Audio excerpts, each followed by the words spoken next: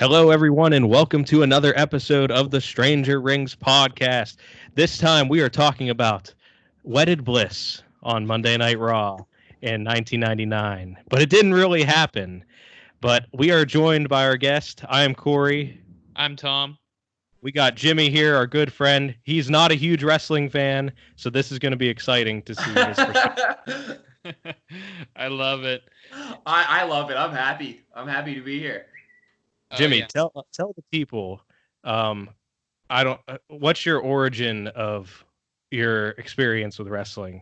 When did you first see? Oh God, me, Tom, and Corey go way back to the E&A days. Man, oh God, I don't even remember when I first started coming around to that. But what was that, like sixth grade, maybe?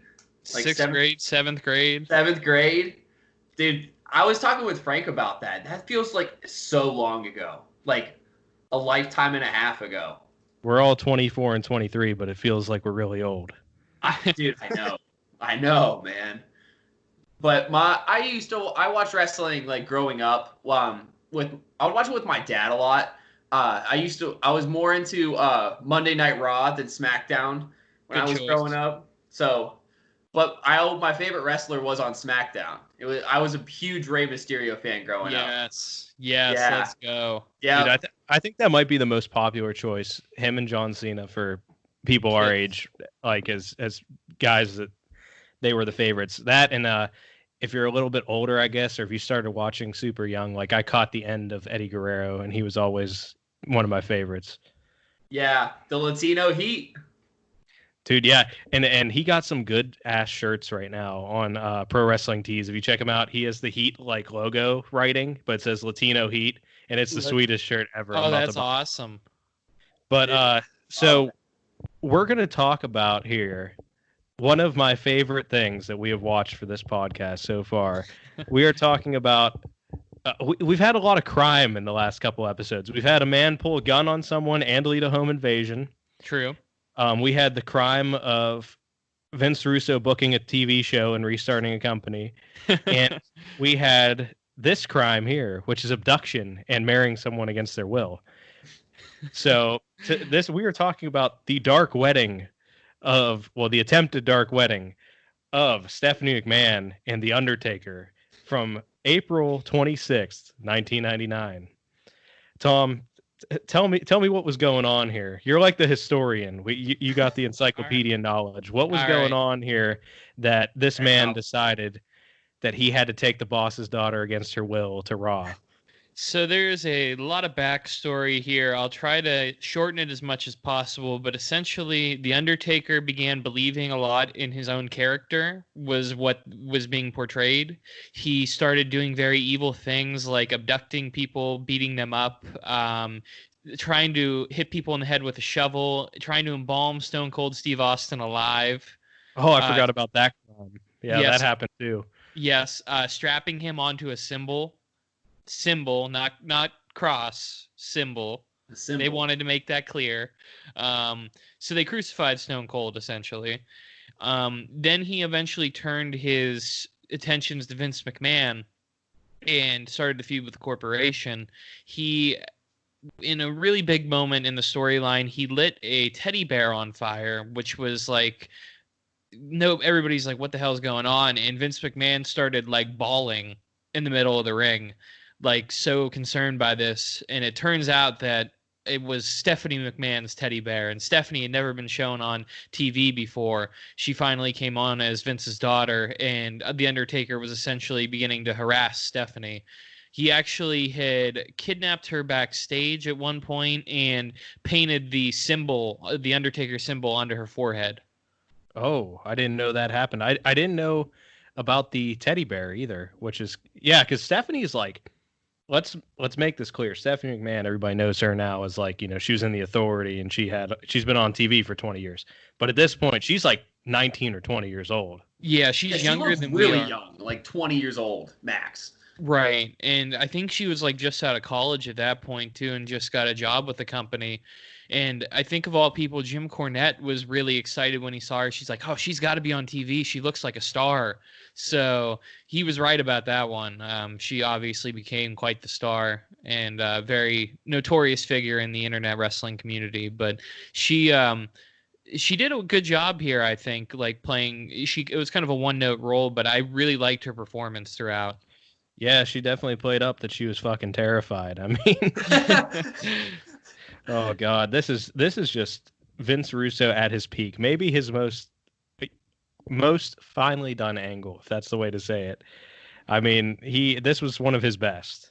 Yeah, I think it just did an excellent job of showing like the shades of gray in different characters. Like you could be a heel but still have like face-like qualities. Like Vince McMahon wants to save his daughter. He's being a good father until we find out the higher power stuff later. But at this point, he's a good dad. Yeah, and there's a lot that we'll talk about in the last segment where, especially with Stone Cold, Vince, the Big Show, like the random people that came out to try to save Stephanie. Save her, yeah.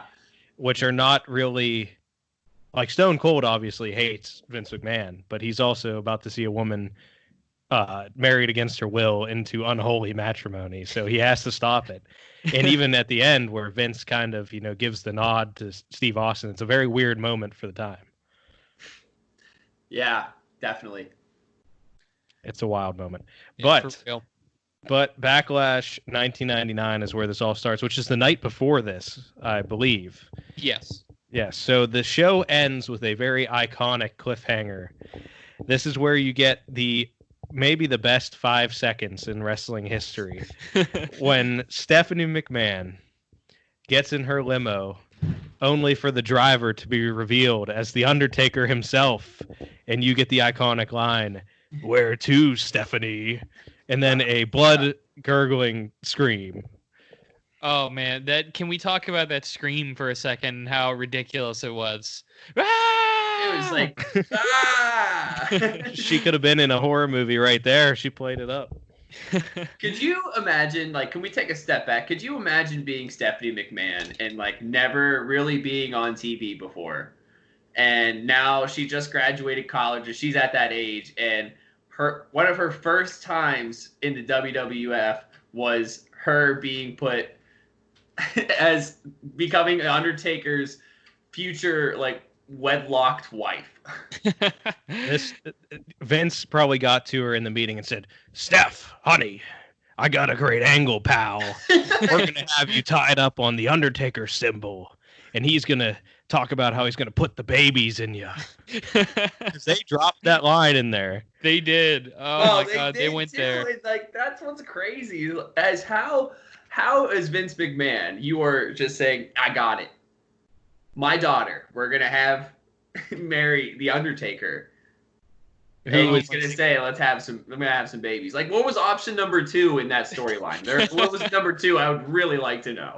So what's worse is that there has been reported, I don't know if it's 100% true, that there have been incest angles talked about in WWF before. Yeah. There have been illegitimate children, which actually made TV, and it was going to be revealed that it was Triple H, we were led to believe until the end, which would make it incestual between Stephanie and Triple H, which would not be good. So there's a lot of weird things that could have happened here, that they have really pushed the envelope. Yeah, this was interesting, man. I want to give another shout out to the Undertaker too, with his maniacal laugh. Yeah, dude, he was playing this role to the T. He was ready to people.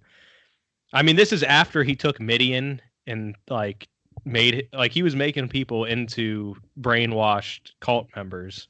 Yeah, I think he drank somebody's blood at one point. Well, didn't they cut Midian somehow? Like a symbol? Yeah. Yeah, I think they cut a symbol into his chest, I want to say. So it was getting really dark on Monday Night Raw. Oh, you're telling me. This was wild shit. The Acolytes were coming out with like fucking some kind of like symbols on their chest.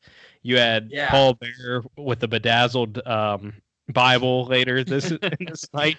if you see that. Oh, but yeah, Backlash 99 is where Taker decides to take it to Vince McMahon here by taking there's a lot of taking going on here. Taking his daughter to a remote location, which leads to this glorious episode of Raw that Vince Russo produced. I'm going to give him his due this whole night. Oh, this was great. This is one of my favorite things I think that we've done. The past two, this and then Pillman's Got a Gun. Both of these I think are my favorite angles that we've seen. See, now if Brian Pillman would have lived, he could have came out and just shot the whole ministry and saved Stephanie McMahon, but we didn't get that. So we arrive at Raw here with The Rock cuts a promo that we don't care about for this storyline. But right after that, McMahon and the Stooges are backstage here on Raw. And the Stooges are like, what are you going to do, Vince? You know, they're just so concerned. Pat Patterson's like, got his plural words mixed up. He's like, Vince's, what you gonna do's? And then Gerald Briscoe just looks concerned. Yes, and Pat Patterson is the most level-headed of everybody, where something that would make the storyline a lot easier, he said, why don't you just call the cops? Yeah, that's exactly what I was thinking too. And he's like, no cops. Which he immediately shoots it down like, you know, any CSI or Miami Vice kind of show would do. We can't have the cops in here. Can't have them involved at this point. Yeah, not at this point, but I think that does a good job, and we'll talk about it near the end, but it sets up the higher power angle a little bit, why he wouldn't want the cops there, but we could talk about that at the end. But yeah, he's very hesitant to call the cops, but he signed all the papers, and those papers would turn over the controlling interest in the company to the Undertaker. So we're being led to believe that the Undertaker was creating a cult of all these people and abducting the boss's daughter so that he can become the chairman of WWE. Yes. Can you imagine those board meetings? What is there a reason? Had he been talking about wanting control, or did he just decide this the night of Raw? Like, I think he'd been talking about it for a while. I didn't get a chance to watch the Raws beforehand, but he'd been kind of battling the corporation a little bit, and Shane had taken over the corporation, so there was like a weird power struggle going on between the three of them. Okay, so everything the Taker wants is being delivered here. Vince is prepared to sign over the company to save his daughter. The good father he is. He doesn't even care. He doesn't want to be a billionaire anymore. He just wants Stephanie back. And what a nice dad. What a nice dad still to this point. He's willing to give up all that money for his daughter. That's what a good guy Vince McMahon is. Yeah. Oh yeah.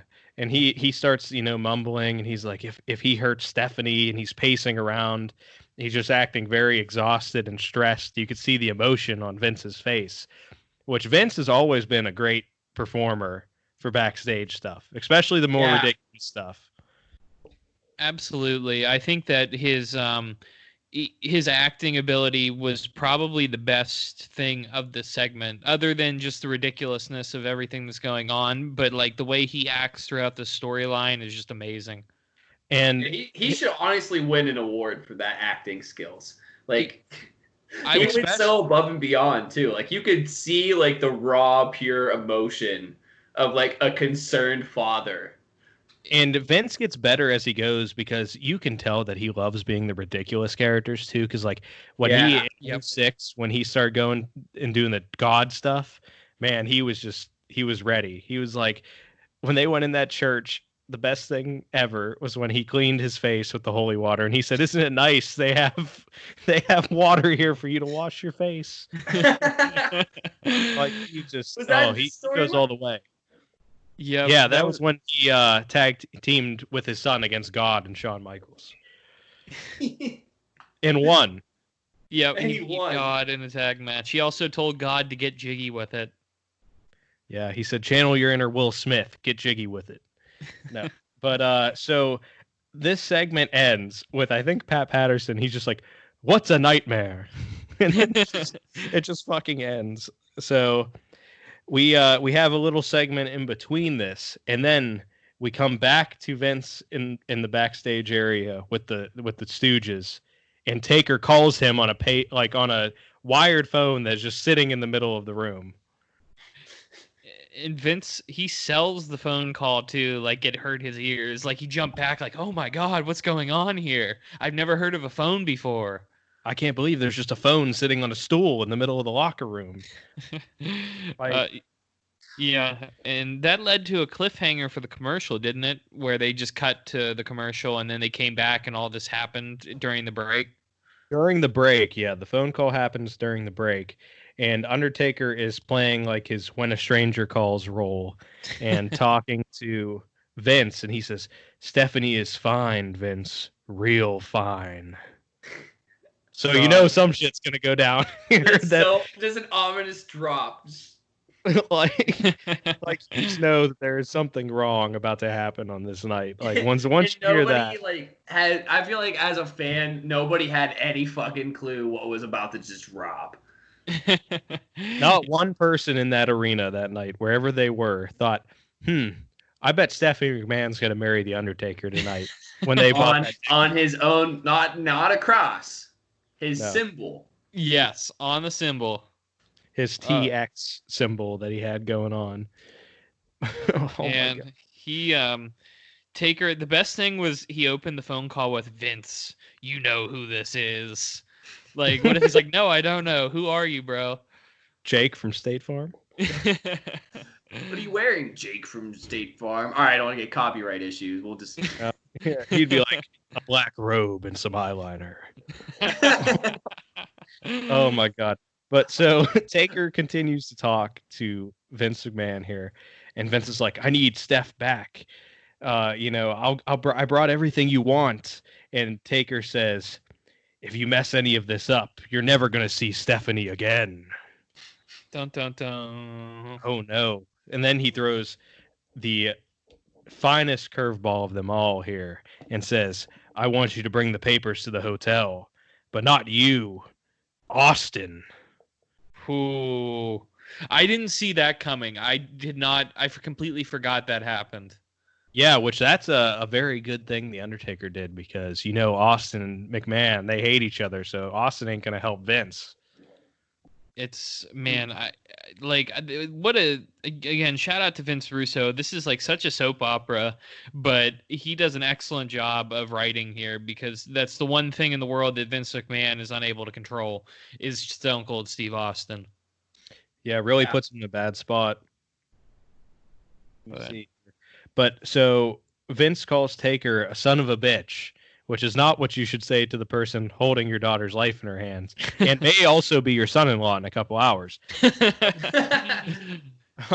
So Vince calls Taker a son of a bitch, and Taker says, "Don't talk to your daughter's soulmate like that." Which is what a clap back. Like, to the dad who you're about to marry his daughter by force. Don't talk to your daughter's soulmate like that. The only way to make this better is if he would have brainwashed her and actually married her. Yes, I agree. Like, that would have been fucking awesome if we get an Undertaker Stephanie like marriage out of this. They should have wedding photos. Just out in a graveyard, he's like carrying her around the tomb. Has her up on the symbol, just the ministry's holding them, just. That, and then you have the next week they're at their honeymoon and they have just married on the hearse as they drive away. Yes. Instead of 6 feet deep, it's 6 feet up. I love it. It would have been amazing. They should have made that's the only critique so far, is that they could have gone farther. If there was social media back then, that could have easily blown up more. Oh my God. Oh, I wish there was social media for some of the things that they did back then. Some of the things, like the Attitude Era Twitter accounts, are hilarious. Oh, everything that they have on there. Like, you had Stone Cold using a different vehicle each week to help, like, destroy Vince McMahon's life. Just everything that they've done there. Could you imagine the internet, like, how they would amplify it? I just love the fact McMahon having a Twitter would have been elite. Like, in character. Yeah. Oh man, I just love the fact that Steve Austin they just would come up to him in like 2000 or 2001 or whatever that was, and they said, "Steve, what would you like to drive this week?" That's what the first question he gets when he gets to the arena. He's like, "Zamboni sounds good." Like, rolled up with a Zamboni. Oh God. So Austin, they put like, there's a lot of drama here because they put the time that he has to meet at 10 p.m., which is like 9:30 when the segment airs in real time. So this man has 30 minutes to get the papers to Austin and convince Austin to take them to Taker. So a lot of drama here. It becomes a beat the clock. I wish we would have got like the Fast and Furious driving scene of Vince McMahon trying to get to the hotel, but it didn't happen. I'm surprised that they didn't show McMahon at the hotel. Like, they have a camera and then he's there and nobody's met him there, and then he panics like, "Oh no, what's going on here?" I honestly thought I missed the segment because I figured they would show something, but then they never did. No, it seems like a little bit of an oversight there, but they already had like 6 different angles, like, for doing this over the entire 6 different segments, I should say. Like, they probably didn't want to make the entire show this, even though I would have been okay if this was the entire show. Yeah, for sure. So then after that, you get another McMahon segment. There's a lot of McMahon stuff happening here of him preparing to meet the Undertaker. Not as good as Paul Heyman arguing with the contractor, but a good filler segment. Oh God, Paul. Did you see Vince interrupt Stone Cold's promo? I did not. No, I missed it. Oh man, dude, this was amazing. I'll have to. So, like, Austin's cutting a promo on The Rock, and Vince comes out and interrupts him, and he's like all torn up, and he said, "Vince, this isn't easy for me, but Austin, I need your help." And Austin is very surly and uncooperative. Like, he's like, "Excuse me, I think my hearing's wrong. Like, I wish I could do a Stone Cold impersonation right now, but it's not ready for the podcast." But let it rip. Let it rip. I can't do it. No, let it loose. Yet. Come on, one time for the one time. Oh my God, he's up there. He's like, I think you need. It's not going to work out. I will bring it back. One of these days on the podcast, next time the 3 of us record again, I will be ready for it. He's like, "Give me a hell yeah!" I can do it. I'll get my beer ready. Boom, clink. You guys can't see that on the podcast, but just know you'll hear it, and it's so cold. Yes, we all have to do a beer bash at the end. But he's very uncooperative. He's like, "I got to get my hearing checked. I don't think I heard you right." What? Like, so McMahon understands. He's like, "We'll never like each other, but this is bigger than the both of us." And he's like, "Please, he has my daughter." And Austin says he doesn't give a rat's ass about Vince's problems, as he has enough on his own.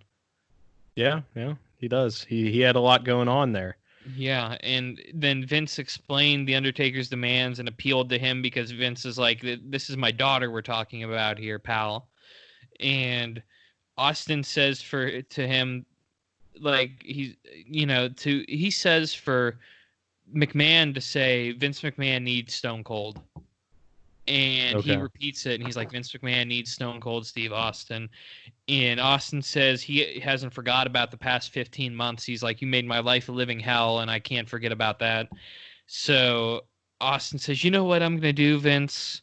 I'm going to tell you to kiss my ass. I'm not helping you." No. So Austin is not going to help him out, and Vince does his like his throat bob thing, like when he swallows and his Adam's apple goes all the way up and down. Like, I don't know how the hell he does that, but he's all sad and defeated, and that ends the segment. So then we get to your point, but it was it was really like a very entertaining thing, because you think Austin's gonna say, "Oh, my microphone fell over. Too excited here." Like, he said, "Okay, well, you think that he would want to help, like a little bit of a red herring where he would actually go to the hotel and maybe we'd see a brawl between Austin and the Undertaker, but instead he tells him to pretty much go kiss his ass." Yeah, I didn't see that because I think when it came up on the segment, it was like Austin talks about The Rock or something. So I didn't see anything about Vince, so I missed it, and I got to go back and see it now. But Austin, man, he didn't take no shit. He didn't care. He was like, "Oh, your daughter's about to get married against her will. Sucks for you." Yeah, I would say probably 2 middle fingers right to the face. Like Stone Cold was just a savage. Like this, no cares in the world. Just Attitude Era at its finest. Yes, I think really if you're talking about, there's a lot of different characters that could define the Attitude Era, but to me, Austin is number one for sure. Austin, just with how influential he was, I don't think that they have nearly as much success without Stone Cold in that position. Yep. Or even like The Rock too. Like The Rock probably didn't even play much in that promo, but like just him being there was just another nice addition. Absolutely. Like The Rock too. I mean, I think he'd be a close second. Him or Vince McMahon. I think that they make up the top 3 for the WWF at that point.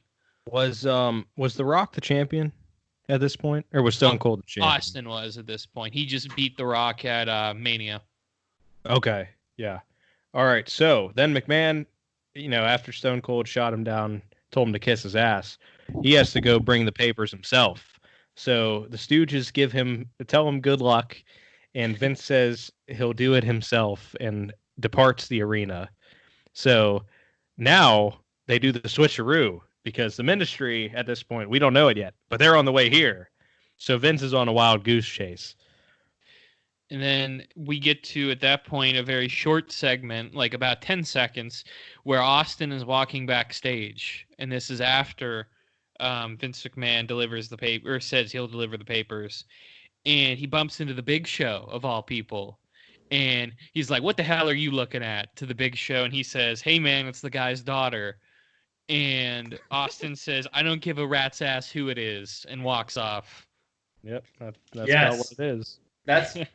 Yes. Oh my God, and the Big Show, the voice of reason here on this night. Can we talk real quick about the Big Show having a Netflix show?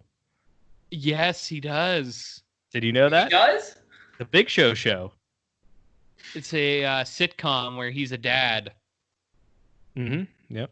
It's a real thing. He has cut some very fascinating promos, so I could see him as an actor. Like a lot of WWE people have been actors before and transitioned to that. The Big Show seems like a great guy, though. Like he seems like he would be very fun to talk to. He's probably never been in an actual fight either. Like he's probably never actually hurt somebody. Right. He seems like they refer to as like a gentle giant, like Andre the Giant was, like very personable, like good guy. Yeah. So shout out to the Big Show. He's he's still going strong in 2020. He just had a match against Randy Orton. And he's in good shape now. Yes, yeah, he's lost a lot of weight. God bless him. So, God had to bless Stephanie McMahon on this night because she does make it out of this. But right here, we see the Ministry arrive at the arena with Stephanie, and you have Taker there in his Dark Knight robe. He's in his Ministry of Darkness robe. Pallbearer out here looking as pale as you could possibly get. You got the acolytes carrying like Stephanie against her will, and I think Viscera and Midian are also hanging out there. You got the whole squad rolling deep with Stephanie McMahon in the middle, and they are on the way to the ring here. And I don't know if she's on the symbol yet. Are they carrying her on the symbol at that point? Yeah. Yes. Coming in, like when the Undertaker comes out, they all come out, and Stephanie is like on that symbol already. I think we're all talking about the same thing. Yeah, I think that because they carry her from backstage to the entrance thing, I think, on the symbol. Oh man. And the fact that Jim Cornette is on commentary for this makes me laugh so hard because he was sitting there like, what the fuck is this? the fucking classic wrestling aficionado. Like he just wants to see two men not like each other and fight, and he's gonna have to commentate this fucking dark forced wedding with a goddamn cult. So oh man. I love it. That's what a dichotomy there. But yeah. And this kind of like goes into my point. It's like, imagine being like Stephanie McMahon, and do you preserve your voice for this exact promo, like this whole skit? Like, do you not talk the whole day? Because she never stops yelling this whole time. Like, it's like true. 10, 15, it has to be like, what, 25 minutes long, 20 minutes long? Yeah. Yeah, because there's a commercial, I think, like right before this where like when they're getting to the ring, because there's like it was like the segment itself was like 15 minutes. So she's probably out there on the symbol for 20 minutes. Just screaming, like not taking a break. Imagine going to commercial, knowing you're going to commercial, and still have to scream for the people in the audience. Oh my God. I'm surprised that she was able to yell by the end of it. Like you said, that had to have been, it's a big ask for somebody who's especially never really appeared on live TV too much to pull off that type of role.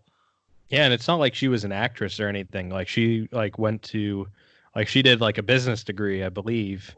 And like so she's like, "Oh, I was just learning about, economics in college, and now I'm out here on this fucking symbol in the middle of national television." Now I'm getting wedlocked by the Undertaker. On one of these, on like the biggest program on TV besides for like Friends at the time. Like, why did Vince McMahon make her go to college? Like, if she wanted to be in WWE, I think, or did she not know yet? I think she originally wasn't going to be part of the company, and then she just ended up, I think they brought her in, they kind of convinced her to do it, and I think Vince was against both of his kids being in it originally, but then, I don't know, things changed. You figured out, hey, I can make a lot of money with these kids here, which he has.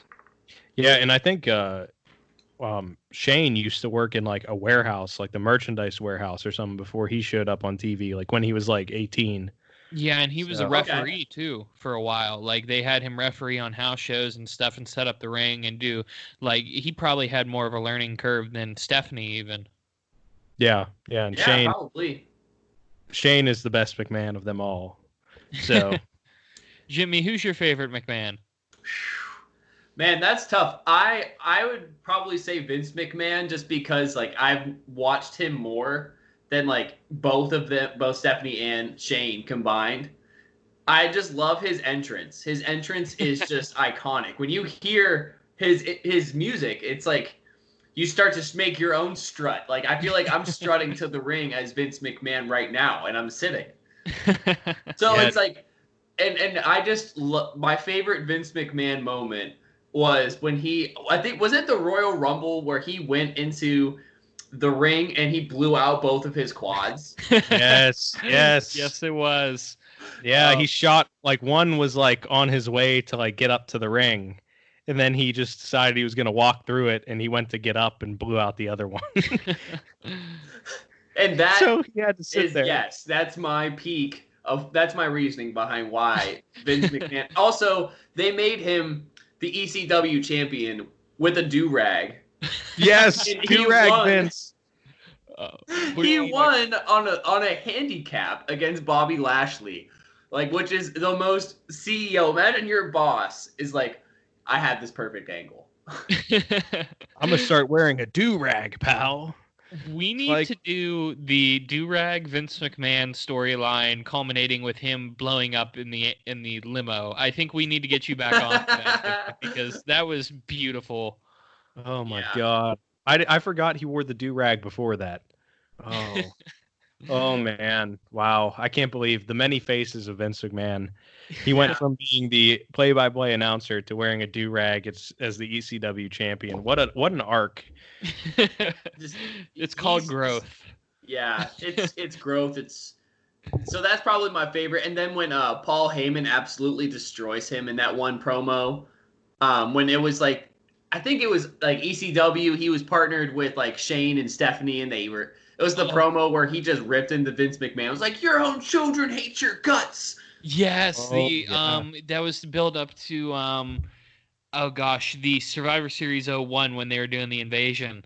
Yeah, yes. He told him his father was rolling over in his grave and everything like that. Oh my God. I gotta go back and watch that. Yeah. My favorite Vince moment has to be the like 06 Vince, like the ridiculous Vince, or the promo he cut in like 2000 where he was telling all the people about how their they're all like losers and they feel bad for themselves. And he said, and life sucks and then you die. And just like stared into the hard cam. My favorite quote, I have used that quote so many times when things are going wrong in my life or something like bad happens. I'll just look at people and I'll say, well, life sucks and then you die. So, oh God, it's what a fucking iconic line. That's tattoo worthy. Like that's something you get across your chest or like on your arm. Like life sucks, then you die. Vince McMahon. It happens sometimes. So it's a quote that everybody can relate to. Yeah, I think my Vince moment, my favorite one, was at WrestleMania 19. He wrestled Hulk Hogan of all people in a hardcore or in a street fight, and he climbed to the top of a ladder, dropped a leg off the top of the ladder through the table onto Hogan.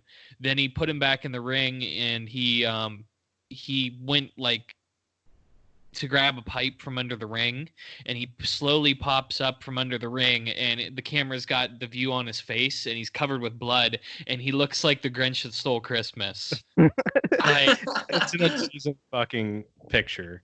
It's great. I'm gonna have to send that to you guys once we're done because holy shit, it's hilarious. Yeah, I will say going back to like the ministry and everything. Like, I like made some notes. The people that are listening to this can't see it, but also shout out to Mountain Union with these pictures with these notes. Great paper to take notes on. Just gonna throw that one out there. Oh yeah.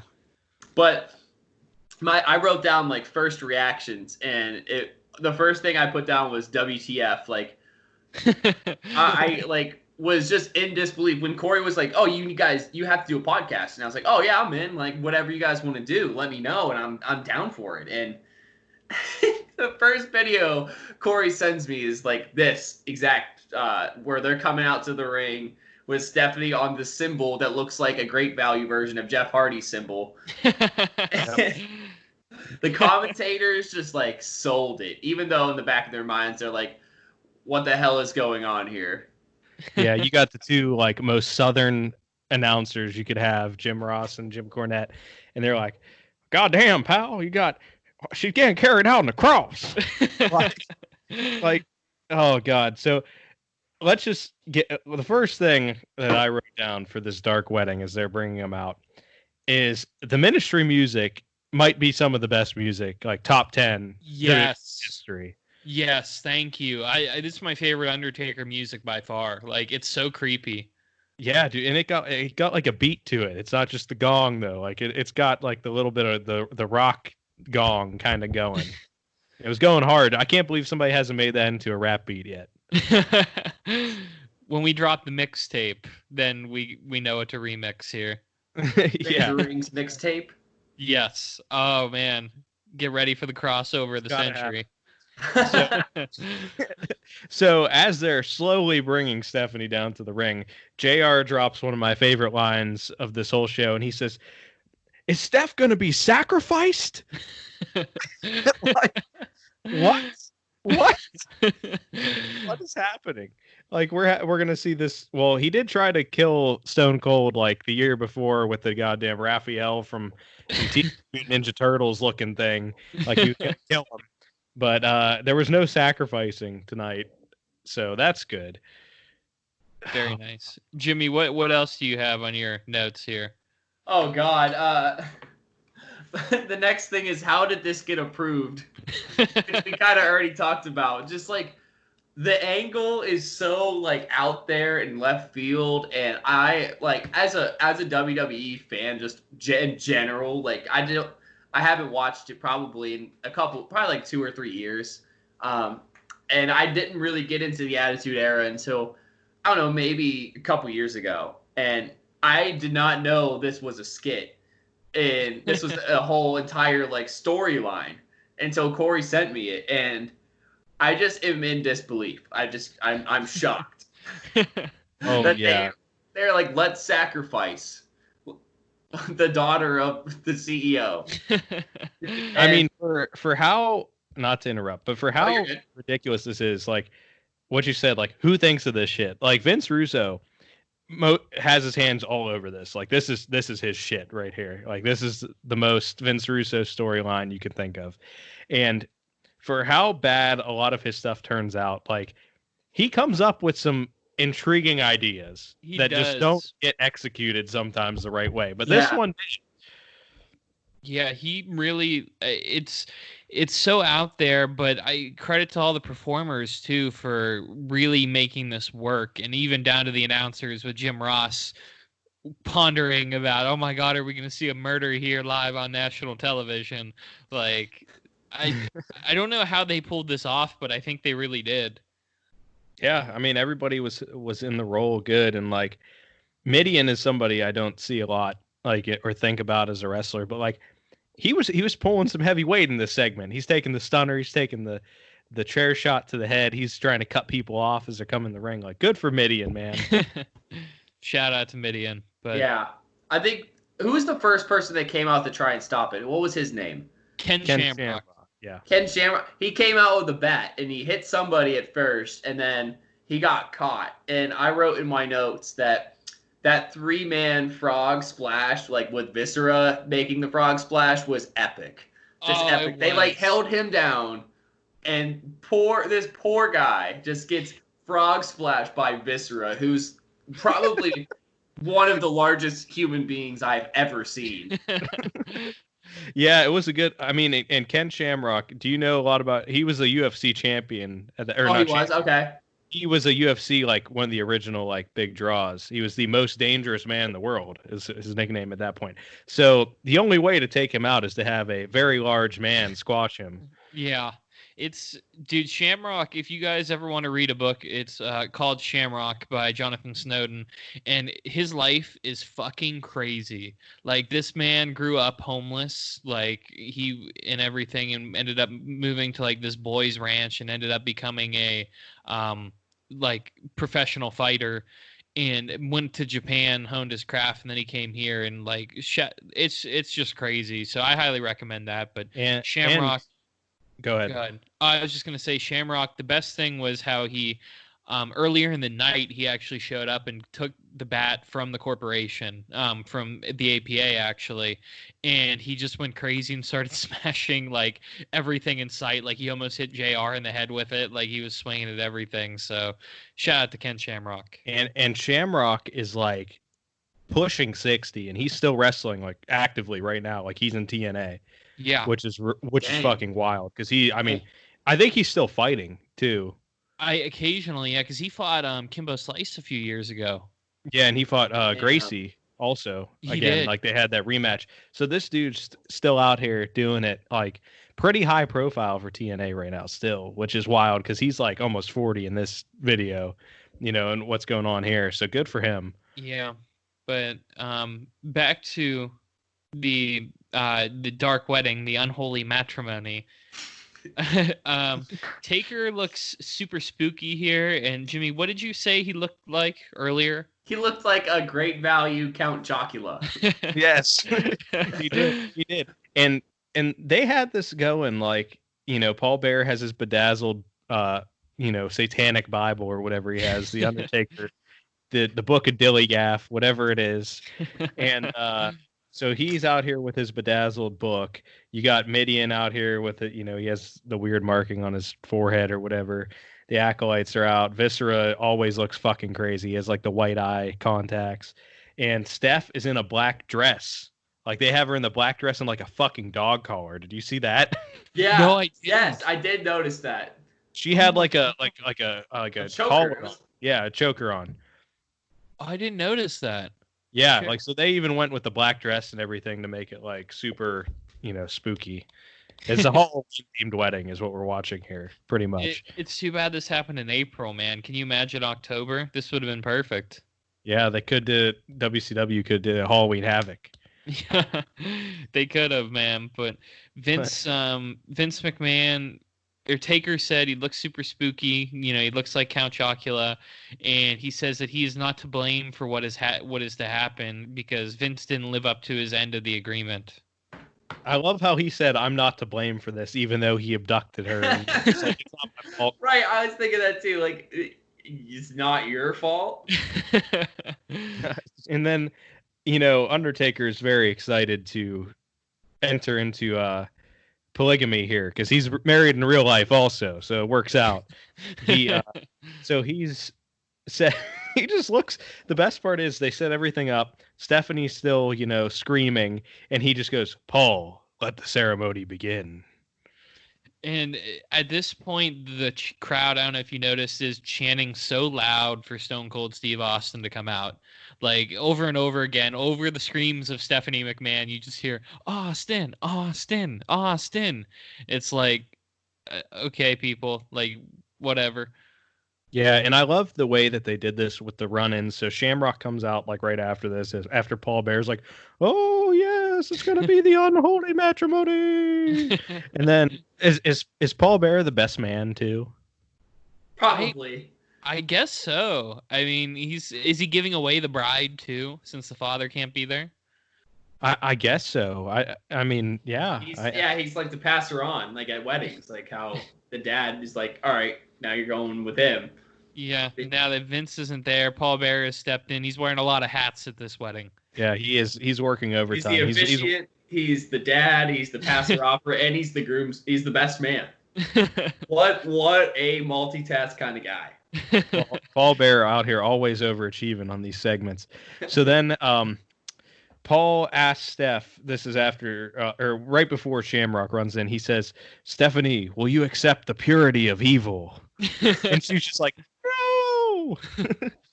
Like, so ridiculous. Like, he asks her to, like, you're going to marry her against her will. The whole segment is this. And he's like, yeah. "So, you want to do it?" Like, no! Like, I wish he would have just went, "Too bad, I don't care." Like, just cut her off.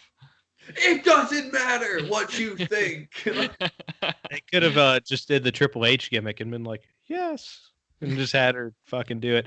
We're going to talk about Triple H marrying her against her will also, and then it working out in real life, which is just fucking ridiculous. Oh. Yeah. Do you know they got married on camera after he had drugged her and took her to Vegas? I didn't know that. I knew they were married in real life, but wow, what a weird, odd fantasy world kind of scenario where that happens on camera, and then they're like, "You know what? I think we could really work this out," and then they worked it out. And look at them now. They're the Authority. Is the Authority even around anymore? On a side note, I mean, they're in real life. They're backstage. They are the Authority, but I think they kind of show up like occasionally to run stuff. Triple H is now the dad of everybody. He takes a lot of pictures with other people and points at them during each picture. It's amazing. Yeah, he is. But so yeah, when Triple H marries Stephanie, Jimmy, they take her to a wedding chapel, the drive-through, and she is literally slumped, like her head is like leaned against the window, and they're like, "Do you take Hunter Hearst Helmsley as your husband?" He's like, "Yeah," and they're like, "Okay, you're married now." All right. So Shamrock runs in. We covered that. He gets crushed by like the semi-truck sized man known as Viscera, and then they start doing the ceremony again here, and this is where Pallbearer asks, "Will you bear his evil offspring?" And I just wrote "what" in all caps on my notes. Like, God, it's got really dark really quickly. So that sets that line right there sets the Big Show off, and he's like, "I've got to stop this." And he comes out and throws some of the worst kicks I have seen in pro wrestling. That was a terrible kick, bro. That was terrible. The first one, awful. Oh my God! Didn't come close, and Farouk just went down anyways. Yeah, they just sold it like it was nobody's business. Like they had the right angle to take the sell, but no, the camera got you. You just missed completely. It looked like he kicked him above the right shoulder. Like, I can't believe he got his foot that high for one, but he should have just Spartan kicked him into next week. Yeah, I mean, really, if you're the Big Show, why are you coming out throwing kicks? Just like fucking clothesline the guy. You're 500 pounds. And Lord. like he didn't his fist in the whole segment. Like he even comes in and he throws 2 kicks on like Midian. He's showing off the work from his like karate classes with all the little kids. Like seriously. So Big Show runs in, he throws some bad kicks, starts clearing house a little bit until Taker goes Mark McGuire on his ass and hits him in the side of the head, supposedly. Yeah, around the side of the head at least. It was more in the collarbone, but it was still enough to take the Big Show over the top rope. And at this point, too, we get Shane McMahon preventing the corporation from running in. I don't know if you guys saw that, too. Was that the locker room skit right there? Yeah. Yeah, I thought so. He's just like, no, guys, don't go. Not until it gets bad. Yeah, that didn't make sense. Yeah, not until it gets bad, which is like, how much worse can it get? Yeah, he just said, will you carry the Undertaker's devil spawn to your sister? He was like, all right, guys, it's not that bad yet. Like, it's like I've heard worse about my sister. He's like, she had some really terrible boyfriends before. Like, this is a big upgrade. Yeah, this is honestly an upgrade. The last guy was trash. Last boyfriend wasn't undefeated at WrestleMania. What the hell? Like, remember, this is her soulmate after all. Yeah, she said she's really found him. So, after the bat takes out Show, Bear looks at Undertaker and says, "You can kiss the bride." And Undertaker is getting ready to kiss Stephanie McMahon and get ready to be officially married. And as he throws back the hood, the glass shatters. Amazing moment. Oh man, I got so hyped. I knew it was happening too, but still, like, that's one of the coolest moments I think in the entire Attitude Era was Stone Cold making the run in here. Yeah, dude, when this glass shatters, like, they played at the perfect moment too, because he like just put the hood down and like had his eyes roll back, and then the glass just hits. And he was about to make his move. Also, can we talk about how difficult it would be to try and kiss somebody with your eyes rolled back in your head and to have a hood on? And you're stuck on the symbol too. Like, you have to maneuver around the symbol. You gotta figure out where the symbol's at. Like, you can't see. And if you lean too far on the symbol, Stephanie's gonna go over the ropes. She's gonna yeah, the symbol's gonna flip over. So then you just killed the boss's daughter on national TV. Like, there's actually a sacrifice that happened. Not a good luck. Heel turn. Oh my god. So the glass shatters, this crowd loses their fucking shit once the glass hits, and out comes Austin, and he is ready to go. He clotheslines the shit out of I think Farouk, maybe. And he like does a barrel roll, which was nice and athletic, and I wasn't ready for it. Yeah, just randomly super athlete Stone Cold Steve Austin on Farouk. He like clotheslined or did something, and then like did the little barrel roll. It was like, all right, Austin. So he does the barrel roll, runs in the ring, and then him and Taker are trading blows, and until Midian, because that's what everybody wanted to see was Taker and Midian, trading in here. So Midian jumps back in, and this is where Austin starts hitting all his greatest hits. You get the stunner. Did you see how Undertaker just walked away? Yeah, he just bailed immediately. Like, nope, fuck this. I'm gonna casually climb through the ropes here. Austin just destroyed everybody in sight. Like, he did. Oh man, especially as bad as chair shots to the head are for someone's health. When we didn't know that they were bad, they were great to see. Oh, absolutely. Like, oh my god, dude, those unprotected chair shots were just glorious to watch. Like, I never want anybody to be hurt because we didn't know about how bad it hurt until now, but like, just was great for TV. Oh, he was fucking people up. He was really throwing them too. Yeah, like that was a very babyface pop for Stone Cold to stop a forced wedding on national television by stunners and unprotected chair shots. You can't get more babyface than that. It's pretty hard. Yeah, it's pretty difficult. I wrote down, like, this is how you book a baby face right here. Yeah, he throws you get the big pop for the stunner on Midian, so you have to have Midian's the red shirt here. He's being fed to Austin. And then Austin isn't satisfied with that, so he goes out and tries to kill Bradshaw with the chair. And then Viscera, and then Midian has to take a chair shot too because the stunner wasn't enough. and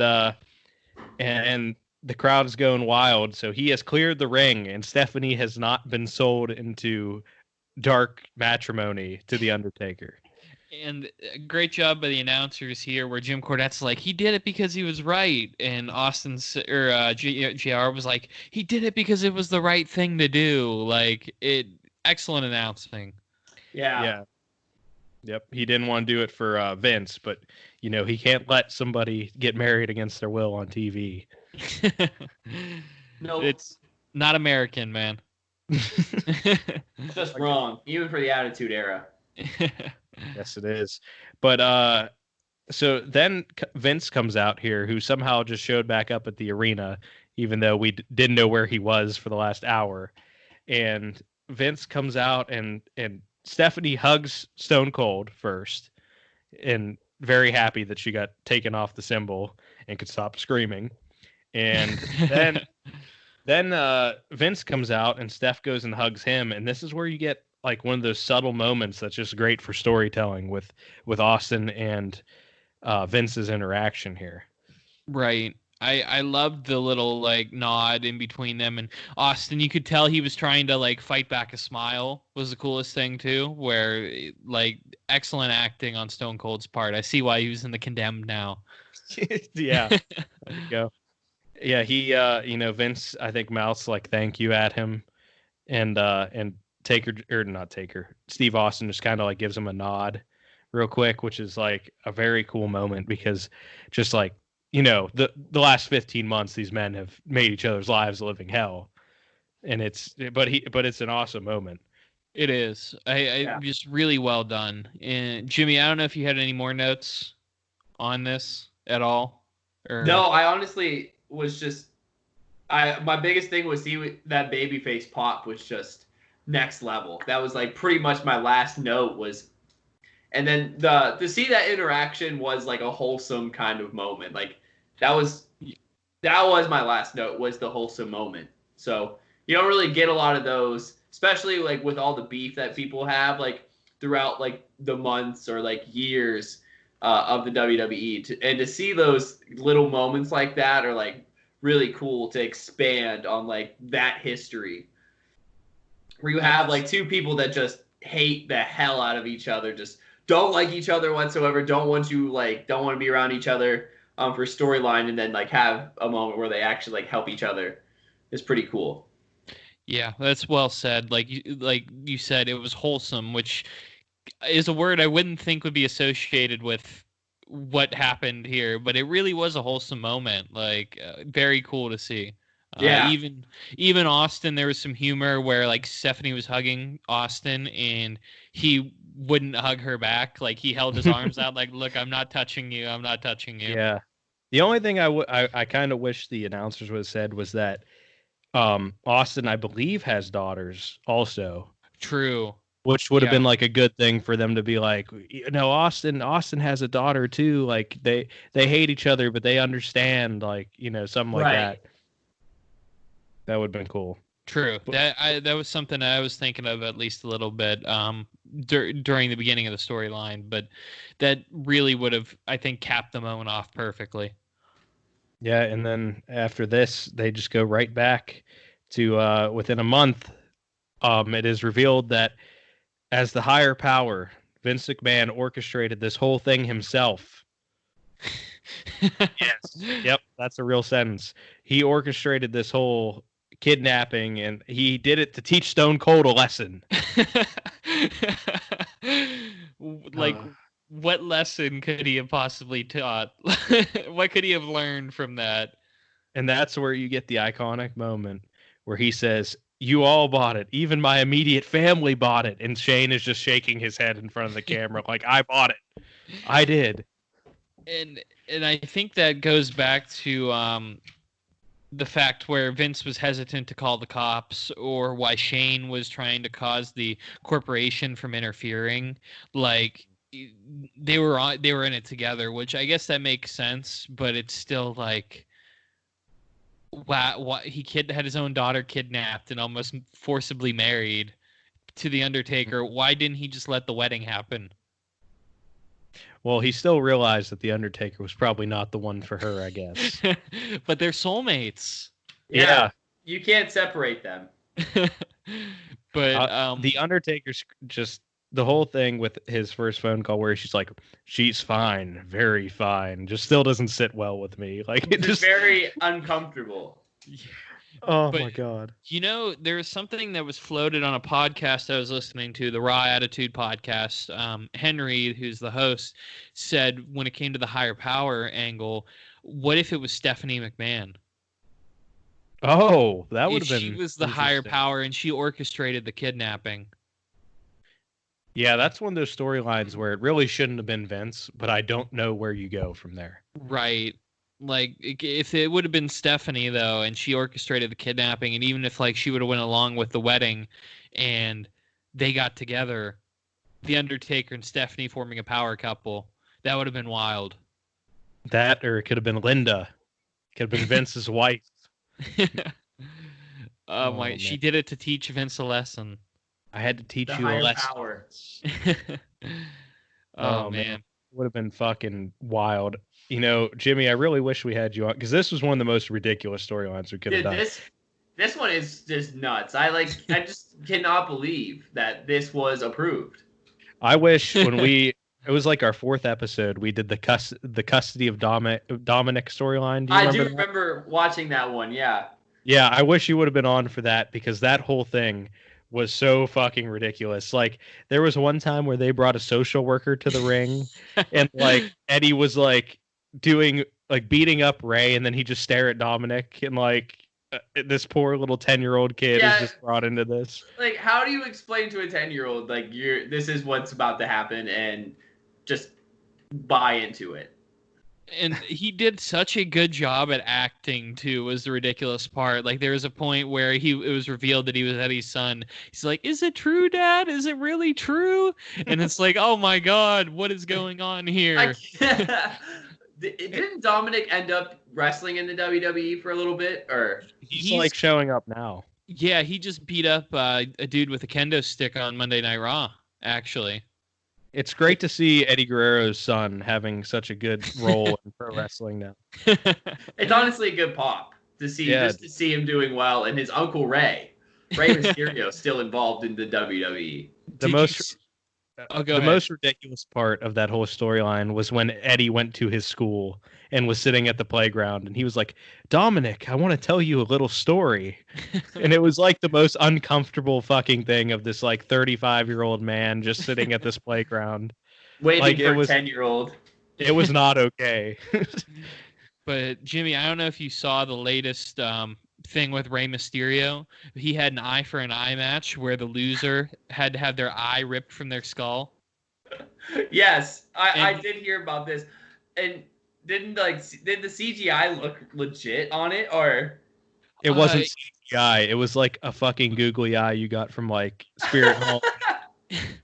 And he was like laying there, and all of a sudden, like, you could see a little bit of an eyeball as he was holding his eye. Like, I was hoping that it would fall out and they would zoom in on the mat. Like, that would have been fucking insane. It's right there.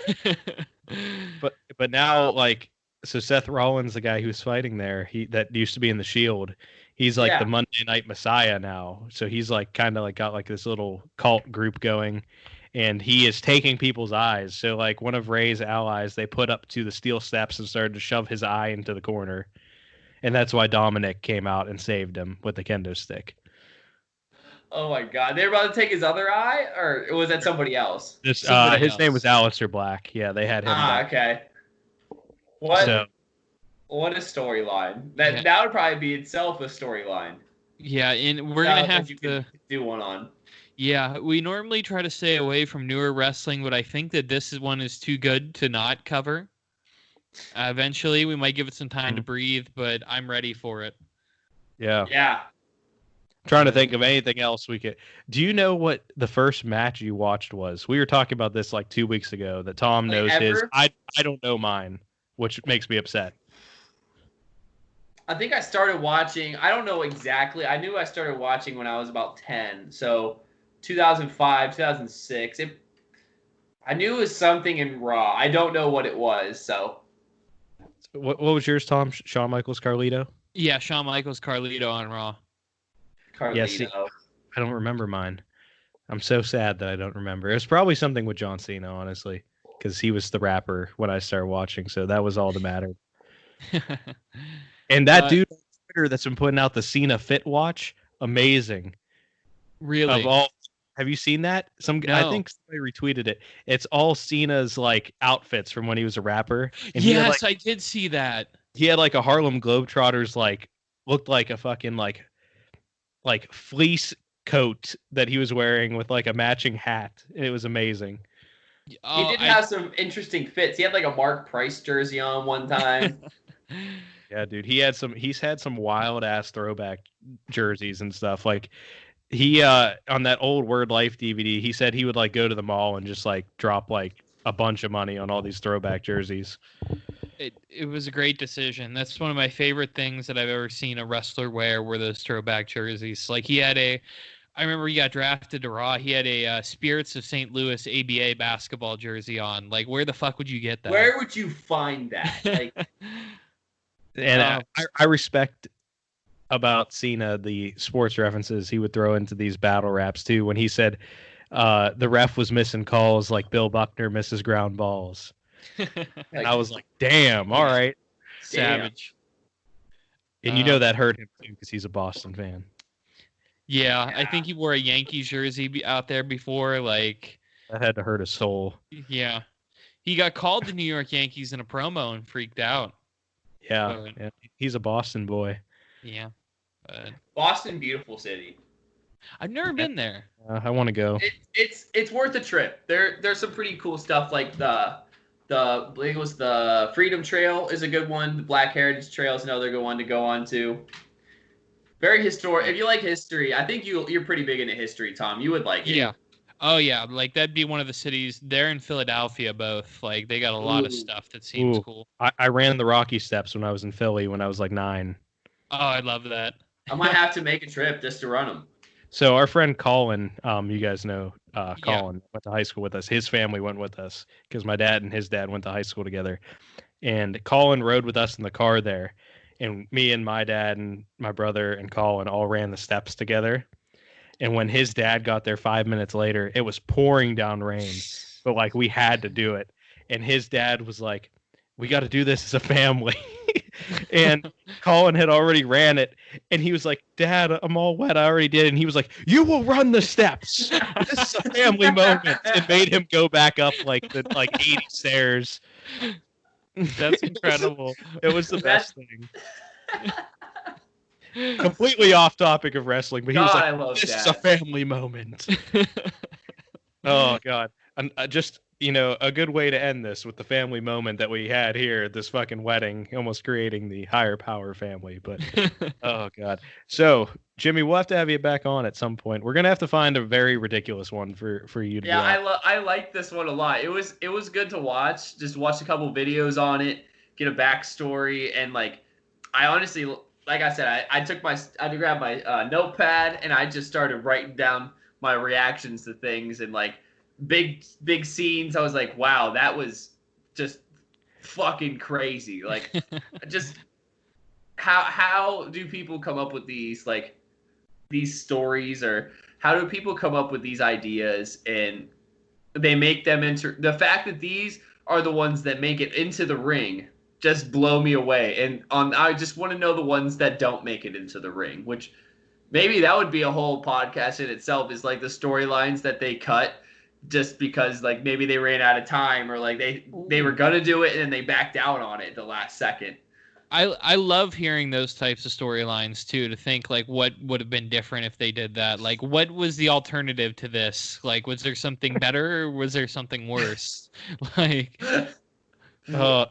You know, the one other thing I really wish that Jimmy would have been on here for was the Hulk Hogan promo about Eric Bischoff. The funniest moment, we have never laughed so hard on this podcast as when we were watching it was a reboot of WCW where they literally like stripped every one of the titles in like 2000, like early 2000, and like Billy Kidman, which is very random because he's not like really that big of a star in the grand scheme of things. He, for some reason, was feuding with Hulk Hogan, and him and Eric Bischoff like attacked him with a chair. So Hogan is in this car, and he goes, "I'm gonna get that Kidman, that little bitch, and that Bischoff, I'm gonna eat his ass." And we were just like, "What? What's he gonna do?" He said that. It was such a nice proposition to give Eric Bischoff, but I had to go back and turn on my closed captions to make sure that I heard it right, because I was like, he didn't say that. And he did. Yeah, he did. He did. I'll have to find it on YouTube and send it to you if I can. Good Lord. Dude, please. And I honestly, I really enjoy going back and like listening to old WWE stuff, and like I'll go back and listen to like The Rock's best promos or like Stone Cold's best promos, or recently I went back and watched like Vince McMahon winning the WWE championship and then the ECW championship. That one was hilarious to watch. Or like I was saying, when Paul Heyman just ripped apart people in promos like Vince McMahon, who's like, "Your own children hate your stinking guts, and on Sunday they're going to get even with you." Yep. There's some amazing stuff. Man, so much good content out there. So I appreciate being on. I definitely need to get back on some more. Absolutely, man. We loved having you here. This was great.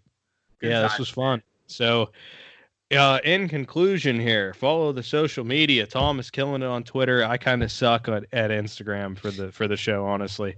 I just forget sometimes. But Stranger Rings 1 on Twitter, StrangerRingsPod on Instagram. Next week, what the fuck? I forget what our worst of wrestling is. I got it up. Well, we'll be doing, at least I'll just do it for August. September will continue to be a surprise, but we have the Undertaker and Kane versus Chronic. Oh shit! Okay, that's a treat. You definitely want to tune in to hear that one, because it's a shit show. After that, we have for our next full-length episode on August 26th, dropping the first ever TNA show. Total nonstop action with their first show with the Flying Elvis impersonators. That's part of it. Yeah, that's going to be cool, because that's the first show the company ever had. So that's going to be a real big change in direction for what we've been covering. Yes, and we'll be doing quite a few TNA storylines after that as well. We have a lot of the year actually mapped out so far. We got some different things coming for everyone. Mm-hmm. We're trying to get into the TNA stuff. I know a lot of people like to hear that. A lot of people have heard the WWE shit before, but TNA hasn't been shit on enough in these kind of podcasts yet. So we will be back next week. I didn't really watch a lot of TNA growing up. But there's some good wrestlers in TNA too. Oh, absolutely. The in-ring content, very good. I will always hold so good. TNA. When Ric Flair and his entourage, they had the woo-off with that other, what's that guy's name? Jay Lethal. Yeah, Jay Lethal. That's probably one of my favorite videos to go back and watch if I'm having a bad day. Just the woo-off. Don't you get with me, mister.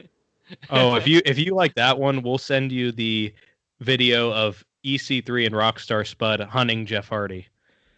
They go into the woods to hunt him, and EC3 is like a rich character. And he has like a suit and a scarf on, like in the middle of these woods. And then Rockstar Spud's this like little dude that's like his friend, and he is on a full fucking ghillie suit. And this dude, they're looking for Jeff Hardy, and he says, "We need to turn back, EC3." And he's like, "Spud," or he's like, "It's getting late." And he looks at him, he says, "Spud, it's noon." And just like the whole thing is just fucking ridiculous. Like you'll love it. It's so dumb, but it's funny. Yeah, and we'll be covering a bit of that too with Rockstar Spud too.